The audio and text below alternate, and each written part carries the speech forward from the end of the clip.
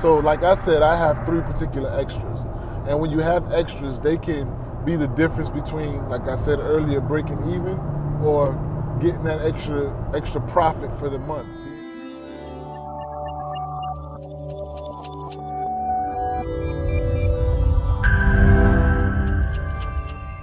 Welcome back to my TURO channel, man. I'm Believe in Yourself. We'll be talking about TURO and helping you guys get your host status to where you need it to be. Now, for this series, we're going to be talking about the TURO app and how it works. Definitely subscribe, like, definitely please comment. Let me know what you guys want to see next and share this video. Don't forget to turn on your notifications so you can know every time we drop a video, man. Peace. Welcome back to the Believe in Yourself Network today, and I'm going to talk about extras. I'm your host, Mr. Believe. If you haven't been watching my videos up until now, thank you for tuning in. But today I'm going to touch on the extras. And what I mean by extras in a TURO trip is every host has the capability, I should say, of adding what I would call extra items to their trip. So for me, an example, I add car seats, extra mileage, gas, and those are the 3 extras that I add right now. And the 4th one, which doesn't go into extras, but under delivery fees, I add airport deliveries. So extras is that little extra piece that can help you go from being right at the line, just breaking even, or making those extra bucks. Now, TURO has some set extras that can be used. It used to be the Wild Wild West when I first started, and this was just 2-3 years ago. But since then, TURO has really tightened up on the app and really been more intentional about what they do and don't allow for hosts to do in many different areas and avenues.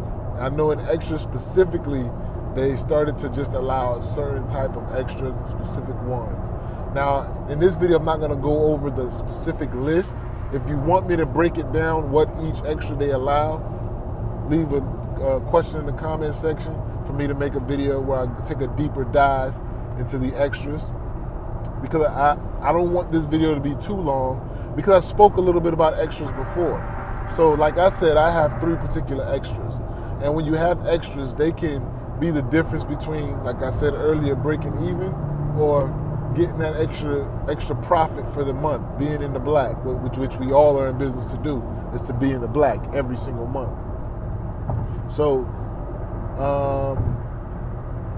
the extras that I have, the gas extra, how that works is if a guest knows or just doesn't want to be bothered with filling up the gas tank prior to dropping the car off, they'll pick that extra so that they don't have to worry about it. There used to be an extra of post-trip, pre and post-trip cleaning. TURO has since gotten rid of that. I guess people have been abusing it, so TURO just got rid of it altogether. Hosts, when I'm telling you about these extras, don't abuse them. Only use them if it's really necessary. You know, there's no reason to try to abuse it and just try to get extra money out of your guest. It makes the guest have a horrible experience on TURO, then they'll tell their friends. It's better off if all of us are on the same page and the guests have nothing but great things and great encounters with TURO to allow the platform to grow. The more the platform grows, the better it is for everybody. So we want to make sure we don't abuse these things. I just want to take that little time to say that side note. Mileage. I believe, since the last time I checked, with mileage you can charge extra mileage per day or for the entire trip. I do it per day. So if they want to add extra mileage, let's say 100 extra miles, and the trip is 7 days, it'll add 700 miles. Or you can add an extra 1,000 miles, or you can just have it be unlimited. I believe, if I'm not mistaken, I think they have taken that off. It's just for unlimited. At the time of this recording, those were the options that I had. Now, I think since The last time I've done it, I think they've gotten rid of the amount and just made it unlimited or not.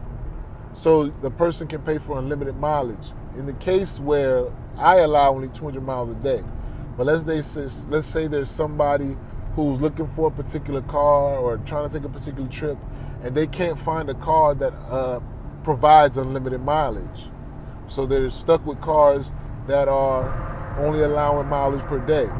And if their trip is a long trip but a short period of time that they need the vehicle for, they may not have accumulated enough mileage for the trip to be able to make that particular trip. So in that case, then they look for the best priced car so that now they can get the unlimited mileage to kind of balance it out. So that's one of those extras that I use just in the case. I mean, I've had it purchased maybe 2 or 3 times, since I've been on the platform. Not nothing to be really gung-ho about, but it's there, just in case they need it. And I've actually had somebody who purchased it and they didn't even need the extra miles. But, so it works out. The last one that I do is car seats. That one is my one that I get booked the most, especially during the summertime.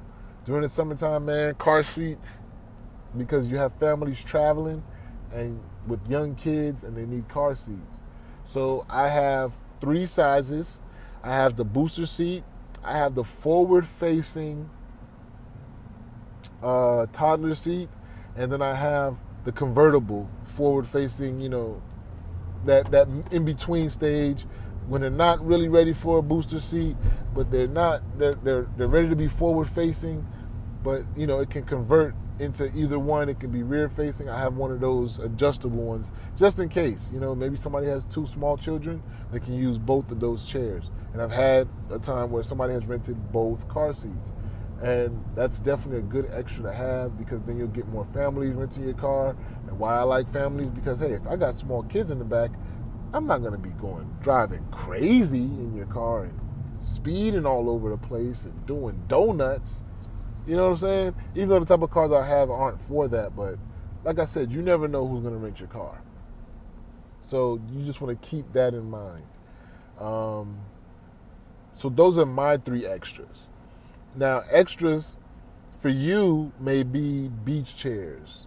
They may be, you may only do mileage or car seats. Whatever you choose, they have a list. I think they have camping equipment, beach equipment, and then you can put a description of what that is. You can add these different things. You can actually go purchase some things from the store if you want to, because I think it's important to differentiate your listing from others. And there's different ways of doing that. And one good way to differentiate is by having extras. Sometimes people are traveling with a small child and they need the car seat. So if I have a car that is priced at the same with someone else, but they don't offer car seat, who you think they're going to go with? Me. If you got somebody that's going camping and then you have somebody who's priced the same as me, I don't offer camping equipment, but somebody else does. Who you think they're going to go with? The person that offers the camping equipment. So the extras can be used to differentiate your car and allow you to show up better in certain people's searches.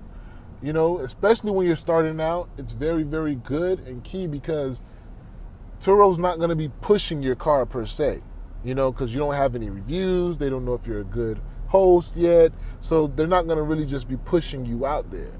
But the more options that your car has available, the more unique renters it will be. It might show up at the top of some people's lists. Top 3, that's always good, because you want to be on that first screen. And that's what these extras do for you. It's kind of like an SEO type of thing. If you have extras, certain extras get you to get certain views and certain places and certain things, man. So I just wanted to hammer that home. The main point that I wanted you guys to get out of this video is that extras are a vital part of a Turo host listing. Even if there's not an extra in your mind that you can come up with, the 2 that I gave you, gas and mileage, I think are pretty much, I would say, if you're going to follow me, mandatory. you must have those 2 extras at minimum. At minimum.